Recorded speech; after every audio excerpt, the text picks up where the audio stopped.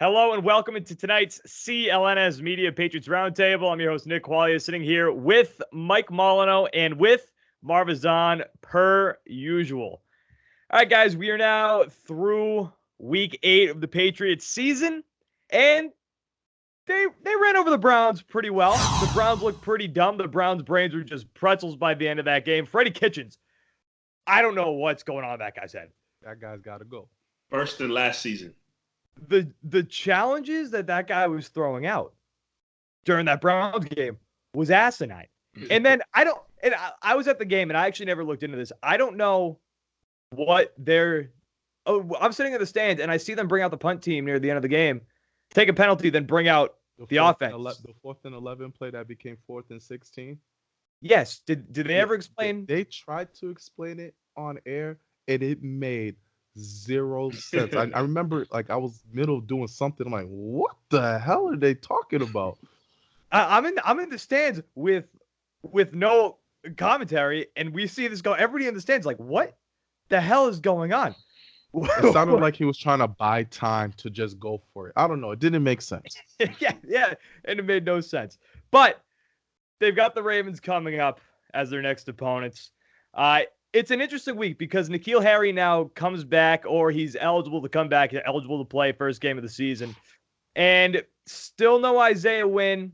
So it's an interesting week here for the Patriots coming up against the Ravens. So with that, the Patriots have had a pretty easy schedule so far. You know, the Browns, the Jets twice, the Bills probably the toughest opponent, but now they've got the Ravens coming up. So looking ahead to them, are they the first real opponent that this team is going to be facing this year, meaning the Patriots? Is this the first real opponent that they have on their schedule? Marv, what do you think? We'll start with you. Absolutely. This is their first real test. I mean, I guess you can bring up the Bills as well. You know, you're only able closest to put thing up, you've got. Yeah, you're only able to put up 16 points. You limited them to 10 points, which was still very good. But you're talking about a Ravens team here who leads the league in rushing. What did the Patriots struggle with the Browns last week? I know, that we're going to talk about the 3 turnovers back to back, but if you really focus on that game, the Browns were able to move the ball against the Patriots through the running game. Nick Chubb had 130 yards. Nick Chubb looked good. Now you're talking about a quarterback and a running back who can do both on that team with Lamar Jackson and Mark Ingram. Add in a Gus Edwards in there as well. So the Ravens are a very good running team. I love to see how the Patriots, come up with the challenge and figuring out how to stop that, because if you watch any Ravens game, you can see how special Lamar Jackson is when he runs that football, and he can get a first down at any moment. And then you're talking about a Ravens team that, just like you, averages 30 points per game. So now you have your defense, number 1 defense in NFL history is looking like right now. Are they able to slow down the Baltimore Ravens at Baltimore? I think this is a really great test for the Patriots. I'm really excited for it. Yeah, when you talk about the Patriots schedule and the Ravens schedule, because you want to throw shade, and I want to throw shade at the Ravens for their schedule too, because I think their numbers are skewed from who they've played. They've had some couple of good games. I mean, notable win that they have, Seattle. They did beat Seattle in their last game. They're coming off of a bye week this week, but they beat Seattle in Seattle 30-16. But the team that you just made look stupid, they lost to 40-25. That was also the game Nick Chubb had that massive 88-yard run. But they lost to the Browns too, right. 40-25. But let's not pretend the Browns don't have talent. The Browns are a talented team. Yeah, I guess. But, I mean, still, I would think that if you're a legitimate team, you're going to be able to beat the Browns, who are struggling to put anything together. Mike, before we jump over to you, guys, Patriots Roundtable brought to you by betonline.ag. Our guys and girls, the football season is back, and now you can get into the game with our exclusive sports betting partners, betonline.ag. Sign up today to receive your 50% welcome bonus on your first deposit and make your bet on your favorite professional or college team. Every spread, every total, every winner or loser, straight bet, parlay, or tease your way through the entire season. Doubtful at this point, but is Mahomes going to throw for 56 touchdowns? Tough. Can the Pats go undefeated? Still on the table. Bet on all of this with the fastest odds, updates, and payouts with our new sportsbook partners, betonline.ag. Not really new. We've been with them for a while now. Head over to betonline.ag or use your mobile device to join today and use promo code CLNS50 to receive your 50% welcome bonus. Get into all the action today with betonline.ag. your online sports book experts. All right, Mike, what do you think? Are the Ravens the real Patriots' first test of the season? Sitting at 5-2, by the way, first in a disgusting AFC North. Yeah, first real test coming up here for the Patriots. I mean, I think week after week, as the season's gone on, everybody has kept saying, who have the Patriots faced? They haven't faced anybody. They're getting these wins. They're beating up, sucky teams. The defense is looking amazing, possibly the best season defensively that, we've ever seen. But everybody kept saying, but who have they faced? Now you're stepping into a week where it's the Baltimore Ravens who have a very dynamic offense, and especially their quarterback, Lamar Jackson. Everybody is really keying in to really watch and see how the Patriots handle that type of quarterback who has the arm to get the ball down the field, but also can get it done with his legs as well. Something that the Patriots have somewhat struggled a few times over the last couple of seasons dealing with a quarterback like that.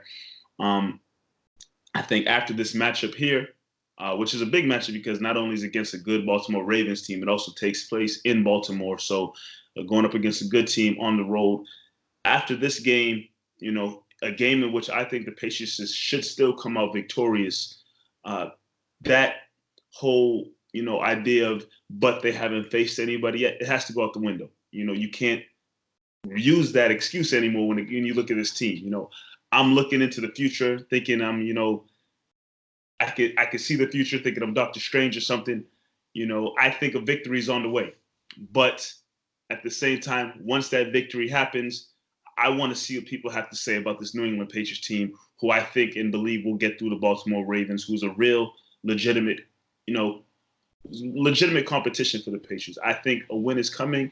And after that, there's another conversation that needs to be had about this Patriots team that I know we'll get to later on in this roundtable for sure. Out of the billion scenarios that you've seen, Mike, how many times do the Ravens win? None. None. I mean, yeah, I guess I agree with you guys. Like they're gonna be a test, but I don't think they're gonna be a big test. I think I'm with you. Exactly. I think the Patriots should win this game, and if they don't, I would consider that an upset. But when you look at the Ravens too, just like as an organizational thing, no matter the team, there's one coach, one of the few coaches in this league, maybe the only coach in the league, who consistently prepares well for the Patriots, and that is John Harbaugh, which I think is the biggest advantage here for the Ravens in this game. And yeah, they're playing at home too. And Marv, you brought up Nick Chubb having a pretty solid day against the Patriots, and people kind of pushed that aside because he fumbled the ball twice. But he ended up having a pretty good day on the Patriots and started somewhat shredding the Patriots defense.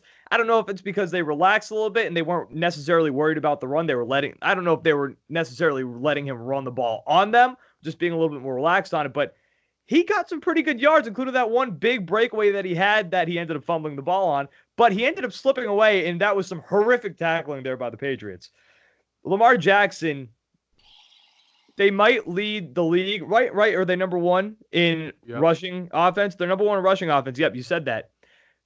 Lamar Jackson's their lead rusher. So if the Patriots are able to contain Lamar Jackson and not let him get those big chunk plays, then I think they're going to be fine. If they make him pass the ball and cover Mark Andrews, they've had some issues here and there with tight ends. Who was it? Was it Scott Chandler a couple years ago for the Bills who ended up torching the Patriots, and then the Patriots went and got him from the Bills or signed him in free agency? And then he Jack squat. No, he wasn't a damn thing with the Patriots. he couldn't catch anything. Mark Andrews is pretty good. Once I traded for him in fantasy football, then he kind of fell apart. But he's a pretty good tight end. So, and he also leads the team there in receiving. So there's going to be some interesting things there. I think the number one thing that you got to worry about is John Harbaugh and having the success that he has had against the Patriots in the past. And two, I mean, guys, the Patriots have struggled somewhat with running quarterbacks in the past too. And Lamar Jackson, I think he's being a little overhyped right now. The schedule: Dolphins, Cardinals, Chiefs, Browns, Steelers, Bengals, Seahawks. Pretty soft schedule. Yeah, the Patriots have had a soft schedule too, but Lamar Jackson, I think, has more to prove than the Patriots do, than Tom Brady does. Because I think you look at the Patriots and go, okay, that's the Patriots. You know they're going to be solid near the end. Lamar Jackson, I would like to see him get some more tests. This is going to be a good test for him. maybe he can prove something to me this week, but I don't know if the Patriots are able to shut him down and keep him in the pocket. I don't know if he's going to be able to recover and turn into a pocket passer and throw the ball and be successful that way. So Look, I don't know. What? We got to stop talking about this schedule as a way to, discredit the Patriots defense or discredit Lamar Jackson and what he's done. You Yeah. look at the San Francisco 49ers. You can look at them and say, "Oh, the same thing. Who have they beaten?" The NFL is pretty damn bad right now. It There's is not bad. a lot. There's not a lot of AFC sucks.